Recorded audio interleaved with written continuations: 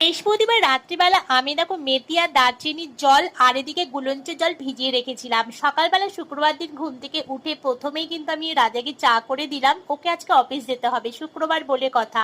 ওকে আজকে কি করে দেবো, ও যে কিছুই খেতে চায় না, কি করে দেবো ভাবতে ভাবতে ভাবলাম না আজকে জল রুটি করা যাক। চলো জল রুটি আটা আর ময়দাটা একটু বেশি নিতে হবে, তার মধ্যে কালো জিরে, চিলি ফ্লেক্স আর নুন দিয়ে জল দিয়ে ভালো করে গুলে নিয়েছিলাম। ওদিকে কিন্তু আমি কাঁচা লঙ্কা, কালো জিরে ফোড়ন দিয়ে একটা আলুর তরকারি বসিয়ে দিয়েছিলাম। আলুর তরকারিটা কিন্তু নামানোর সময় আমি কিন্তু ভাজা মশলা দিয়ে নামিয়ে নিয়েছি। এদিকে আমার জল রুটি রেডি হয়ে গেছে, চল ওকে এবার খেতে দেওয়া যাক। ও খাক আর আমি ততক্ষণ ওর অফিসের ব্যাগটাকে ভালো করে গুছিয়ে দিই। সব কিছু আমি ঢুকিয়ে দিলাম, তারপর ও খেয়ে দিয়ে রেডি হয়ে একদম দেখো বেরিয়ে পড়েছে।